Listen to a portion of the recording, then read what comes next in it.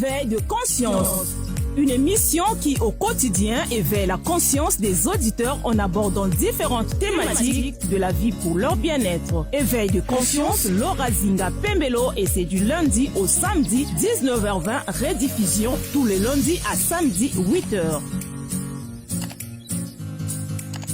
Très heureuse de vous savoir nombreux sur la 92.5 et c'est l'heure de votre émission Éveil de conscience et c'est pour votre bien-être. Dans ce studio, nous recevons Destin Slavic Onzari, consultant en services pétroliers, consultant en développement d'affaires. Avec lui, nous allons revenir sur la thématique de la dernière émission sur l'échec. Est-il nécessaire à la réussite? Alors, pour aujourd'hui, nous allons rester sur les cas pratiques. Destin, bonjour et bienvenue dans ce studio de Luxe FM. Bonjour madame la journaliste, merci beaucoup. Alors la dernière fois, nous avons longuement parlé sur l'échec. Est-il nécessaire à la réussite? Et j'ose croire que les auditeurs de Luxe FM ont retrouvé vraiment de la joie et le bien-être. Aujourd'hui donc, nous allons essayer de décortiquer quelques cas pratiques. Mais avant tout, un petit mot sur l'échec. Alors, à l'instant où vous venez de dire que nous irons sur les cas pratiques, j'ai dit là c'est chaud. Wow. Mais c'est tellement chaud que c'est waouh. C'est simplement waouh. Je veux dire ceci en quelque sorte. Fidèles auditeurs et auditrices de Luxe FM, chers tous s'il vous plaît, aujourd'hui j'affirme que l'échec est le fondement même de la réussite. Wow. Je sais qu'après s'en suivront des questions, mais bon, je pense que nous y allons. C'est clair. Alors, on va commencer avec le foyer. Comment pouvez-vous nous parler de l'échec dans un foyer? En ce qui concerne le foyer, il y a beaucoup, mais une panoplie d'exemples à prendre. Mais je vais déjà commencer, j'aime bien cette expression, la tendre enfance. Une très belle question à l'endroit de tous. En tout cas, une très belle question. Alors, saviez-vous, chers tous, fidèles auditeurs et auditrices de Luxe FM, que nous sommes tombés en moyenne plus de 2000 fois avant de savoir marcher? Plus de 2000 fois. Oui, la science a démontré, en moyenne, plus de 2000 fois nous sommes tombés avant de savoir marcher. Alors, celle-ci, elle est carrément la preuve que l'échec nous est familier, en fait. Que nous sommes familiers à l'échec. Familiers à l'échec. Mais c'est clair. Autrement dit, je vais encore poser juste une toute petite question. En un mot, Destin, c'est grâce à l'échec que nous parvenons à la réussite. Ben, carrément, c'est dans le processus, en fait. Si on prend l'exemple de l'enfant, par exemple, j'illustre encore une fois de plus un deuxième exemple. Combien de parents qui ont acheté une bicyclette ou un vélo à leur enfant, le fait que l'enfant soit tombé la première fois, le leur ont retiré, ils ont dit, plus jamais tu vas faire du vélo. Voilà. Ben non. Du tout. On laisse l'enfant, on l'encourage. On l'encourage, on lui dit, fais encore d'efforts, ça va aller. Ça va aller. Et au fur et à mesure que l'enfant se sent estimé, encouragé, l'enfant déploie le potentiel et il y parvient. Il dit, maman, papa, j'arrive à pédaler. Et c'est la joie familiale. Mais toutefois, nous allons quand même souligner quelque chose de très important. Là, je reviens auprès des parents. Je vais illustrer encore, comme nous sommes dans les cas pratiques, s'il vous plaît, daigner et accepter, ce point, sinon ce cas qui n'est pas un moindre. La figure de cas où le mari donne de l'argent à son épouse. À son épouse. Afin qu'elle fasse du commerce. Alors, cette dernière se lance dans le commerce. Mais quelque temps après, problème de gestion ou difficultés rencontrées, comme elle dit dans le jargon courant, elle tombe. Elle tombe. Et le mari, il devient sceptique. Il dit, ah ouais, c'est vrai, je veux plus donner mon argent. Elle a gaspillé ceci, elle a fait cela, elle a fait ceci, cela, et vice versa. Parfois, c'est aussi le cas du mari, où ensemble, ils décident d'investir dans un projet, et la gestion n'étant pas bonne, ou les réalités rencontrées n'approuvent pas le terrain, ça fait que la chose devient très difficile à vivre et des fois ça crée même des discordes au sein du foyer. Tout ça simplement. Va jusqu'au divorce. Très bien, même jusqu'au divorce on peut dire. Tout simplement, celui-ci est causé par le facteur échec. Autrement dit, l'interprétation que l'on donne au mot échec. Mais si on revient, chère madame la journaliste, on fait de la connexion ou de la connectivité avec l'exemple de cet enfant sur le vélo ou à vélo. L'exemple de cet enfant que je suis, que vous êtes ou que nous sommes tous, qui a eu à essayer plus de 2000 fois avant d'apprendre à marcher. On s'est rendu compte en fait qu'on n'a pas eu à abandonner.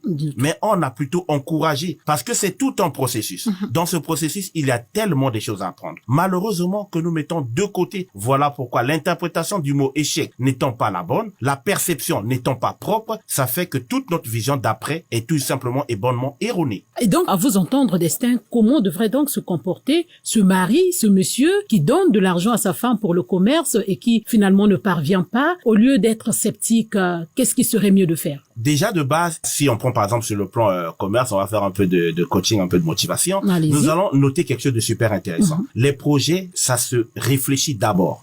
Ensemble, s'il le faut, si par exemple vous êtes en couple, ensemble. Et après, vous dégagez un budget. Mais le budget, vous faites d'abord l'étude du marché. Vous voyez ce que vous allez vendre. Parce qu'il y a de ces fois où nous vendons le produit, mais pas le bon. C'est-à-dire que l'environnement dans lequel vous êtes ne fertilise pas à la vente de ce produit. Déjà, ça veut dire que nous sommes prédisposés à un échec imminent. Des fois, vous vendez le bon produit, mais la manière de s'y prendre, la technique mise en place de communication ne convient pas. Ou encore, vous pouvez avoir le mauvais produit et l'environnement étant bon. Ça veut tout simplement dire que c'est le résultat, sinon le fruit des recherches et d'une petite investigation. Mais bien évidemment, nous avons aussi cette fâcheuse habitude de pas demander conseil. Je dis conseil dans le sens de ceux qui font déjà du commerce. Voilà. Pas demander conseil à celui qui n'a jamais fait. Parce que là, il y a un point très important à souligner.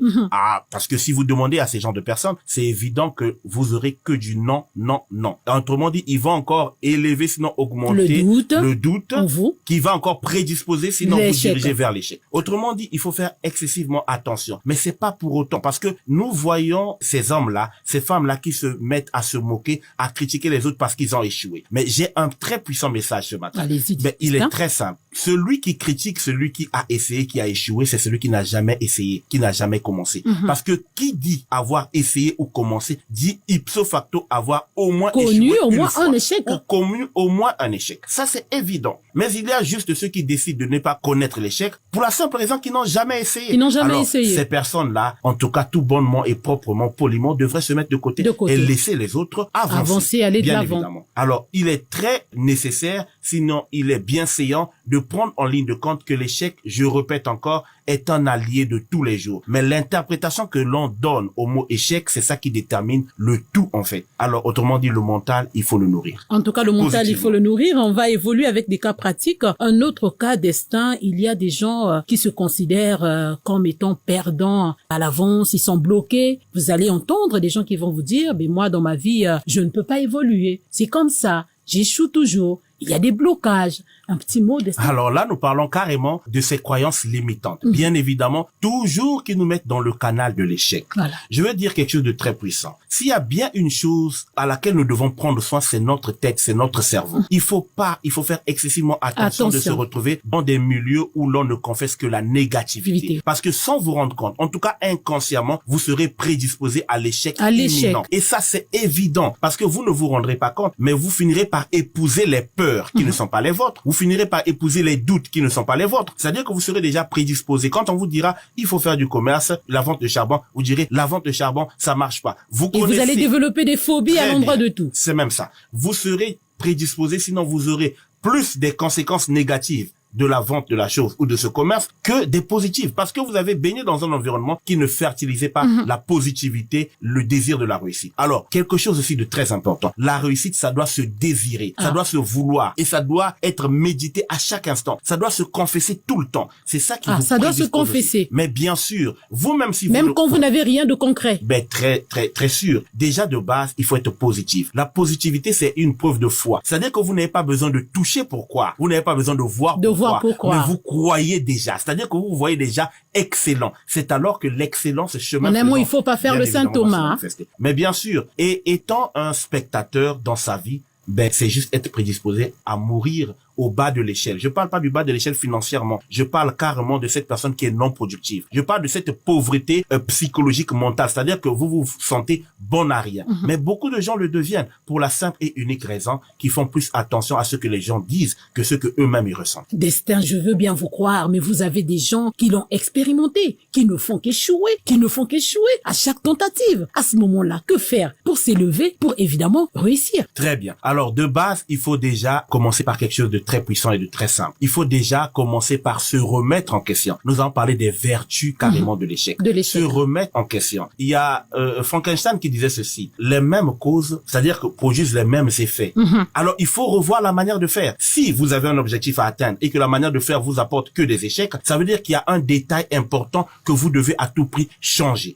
Ou un environnement dans lequel vous devez vous trouver qui est autre que celui dans lequel vous êtes. Le problème, c'est que nous sommes généralement cloîtrés, nous sommes généralement focus sur des objectifs, mais sans pour autant tenir compte de cette largesse, de cette souplesse. Je prends un exemple très simple dans le cas de l'entrepreneuriat. Dans l'entrepreneuriat, vous êtes appelé à être souple. C'est-à-dire que vous avez 5000 francs, vous voulez acheter de la papaye, vendre de la papaye, n'est-ce pas? Mais vous venez dans un environnement, vous remarquez que la papaye, ça coule pas facilement, l'arachide pourrait faire une bonne affaire. Je ne vous demande pas dans cette figure de cas d'abandonner la papaye, mais vous pouvez prendre 3500 pour la papaye et 1500 pour l'arachide. Wow. C'est cette flexibilité, cette souplesse qui vous invite à savoir aussi analyser votre environnement. Des fois, vous vendez un produit, mais qui n'est pas nécessaire là où vous êtes. C'est à vous de pouvoir comprendre cela. Et aussi, vous prenez pas tout le capital, les 5000, vous investissez, parce qu'il y a toujours des conséquences, il y a toujours des imprévus. Ça ne manque pas, ça ne manque pas. Alors, dans cette marge d'imprévu, pour vos 5000 francs de capital, vous enlevez 1000 francs ou 1500, vous gardez, vous commencez avec un capital minime. Là encore, il s'agit des prédispositions mentales, psychologiques, parce qu'on se dirait, moi, je vais faire un commerce à 3500 de capital, ça marche pas. Moi, là, voilà. Vous voyez, ces genres de limitations, mais ça toujours vous bloque. De l'ego. Notamment l'égotisme que vous cultivez finit par vous détruire.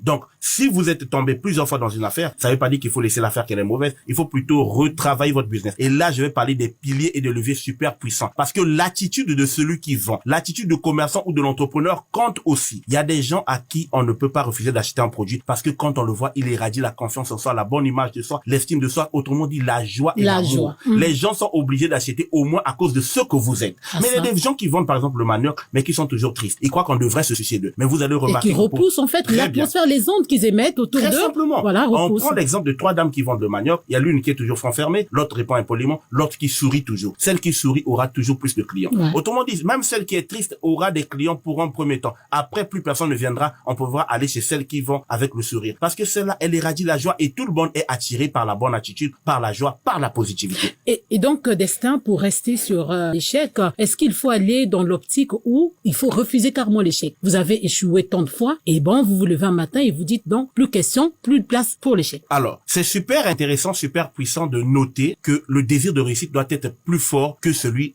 de l'échec. C'est ce que je voulais dire en fait. Mais il faut pas ignorer que l'échec, c'est en quelque sorte un feedback que vous recevez. Autrement dit, des résultats de l'échec vous permettent de retravailler votre plan. Donc vous en avez besoin, mais sauf que ça doit pas être une priorité. Le but à atteindre n'est pas l'échec. N'est pas l'échec. C'est la réussite. Mais tout en tenant en ligne de compte, en prenant, en soulignant qu'en atteignant, dans l'optique d'atteindre la réussite, nous passerons impérativement par les échecs. Et ça c'est évident. Et il faut conditionner son esprit. Autrement dit, se conditionner. Se dire que ça doit pas être un mobile d'arrêter. Parce qu'en réalité, la meilleure façon d'échouer, c'est déjà d'être prédisposé à échouer. Ah ça? Ah oui, c'est clair. À présent, Destin, place à la rubrique motivation. Alors, étant donné que nous avons parlé du cadre familial, j'aimerais, par cette opportunité qui m'est offerte, interpeller, sinon inviter les parents. Les parents ont certaines attentes de leurs enfants. Mais ça, c'est très important et très intéressant. Oui. Les parents veulent que les enfants soient ceci, soient cela, qu'ils aient beaucoup de diplômes. Mais nous allons quand même noter quelque chose de très puissant. Allez. Tous ceux qui ont réussi ne sont pas détenteurs des grands diplômes. Des grands diplômes. Le fait de toujours avoir des attentes très très élevées sur les enfants les pousse à s'oublier eux-mêmes et à finir par devenir des photocopies en fait. Des photocopies des parents. Très bien. Autrement dit, photocopies dans le sens de l'image de ce que les parents attendent d'eux. Mais autrement dit, les enfants, ils sont en train juste de jouer un rôle. Et ce rôle finira par avoir des résultats négatifs sinon néfastes à l'âge adulte. Donc ce que je veux dire, c'est que nous avons ce devoir, cette obligation d'être regardants, de discuter avec les enfants, d'essayer de les comprendre, essayer de comprendre ce qui les anime, ce qui les motive et comment faut-il faire pour les cadrer. Parce que chacun de nous est détenteur des dons spécifiques et des grâces excellentes. Il faudrait en tenir, sinon en prendre en ligne de compte. Vous avez un enfant qui fait pas bien les mathématiques, mais il peut être très fort en dessin et demain c'est le prochain Picasso du groupe. Et donc ne le forcez pas à rester scotché sur les mathématiques. Mais de base, on va pas le forcer dans la mesure où on lui met autant de pression, mais on va quand même l'inviter à prendre conscience que les mathématiques sont importantes parce que même pour sa gestion financière, il a besoin de mathématiques. Mais toutefois aussi tenir compte du potentiel autre que celui dans lequel on l'attend et prendre en ligne de compte que ce potentiel peut aussi être monétisé et faire de lui demain un des plus grands, sinon le plus grand. Alors aujourd'hui, les attentes, c'est normal. Nous sommes parents, nous avons des attentes élevées, mais tous ceux qui réussissent n'ont pas tous un doctorat. Alors il y a possibilité que même en étant vendeur au marché pour celui qui n'a pas de diplôme, il peut faire des exploits et être l'un des plus grands entrepreneurs de son pays et pourquoi pas du monde entier. C'est possible. Destin, merci. Je vous en prie. C'est la fin de notre entretien. Merci de l'avoir suivi, chers auditeurs. Nous vous souhaitons bonne suite de programme sur Lux FM.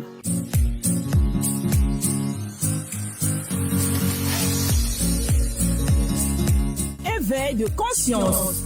Une émission qui, au quotidien, éveille la conscience des auditeurs en abordant différentes thématiques de la vie pour leur bien-être. Éveil de conscience, Laura Zinga Pembelo, et c'est du lundi au samedi, 19h20, rediffusion tous les lundis à samedi, 8h.